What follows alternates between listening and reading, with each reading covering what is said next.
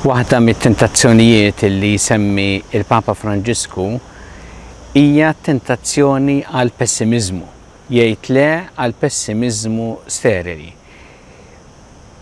Xi fisser dan?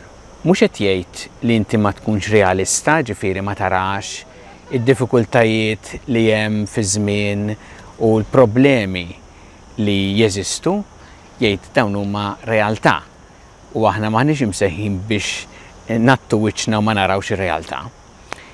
Imma jista' jkun li aħna nintrigbu minn ċertu pessimizmu li allura ma jgħinniex biex naffrontaw din ir-realtà. U l-Papa jsemmi diskors famuż li kien għamel Papa Ġwanni 23 fil-11 ta' Ottubru 1962 fil-ftuħ tal-Konċilju Vatikan II fejn fost l-oħrajn kien semma diffikultà li kellha l-Knisja u minn dak iż-żmien għandha wkoll illum ta' dawk illi jittieħdu minn dan il-pessimizmu. Dak iż-żmien kien sejħilhom hu profeti di sventura, profeti tal-isfortuna, li jgħid ma jarawx ħlief rovina u nkwiet kull fejn iħarsu kull fejn dawru wiċċhom, jaraw rovina u nkwiet.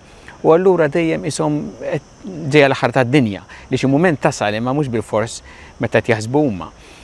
U allura jgħid dawn ma jgħinux għax inti jekk inti flok l-aħbar it-tajba tkompli xerret dan il-pessimizmu u żżid mal-problemi u d-diffikultajiet li hemm, allura inti ma tgħinx biex il-Knisja taffronta tassew il-ħajja tal-lum u tagħti twassal din l-aħbar it-tajba. U jgħid iridu niftakru fis-salib għax is-salib propju kien il-simbolu tal-kundanna imma lina ninsara huwa il-rebħa, ifisser rebħa.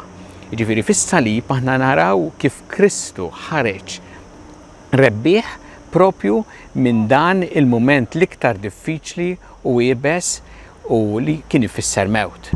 U hekk għandna nagħmlu aħna meta nħarsu lejn realtà ta' madwarna mhux inkomplu inkattru il-pessimizmu u n-nuqqas ta' tama u s-fiduċja imma nanzi nitolbu lill-Alla biex jgħinna noħorġu id-dawl mid-dlam, noħorġu dak li hu tajjeb il-qamħ mis-sikrana, noħorġu il-tajjeb minn sitwazzjoni ta' diffikultà u ta' tbatija.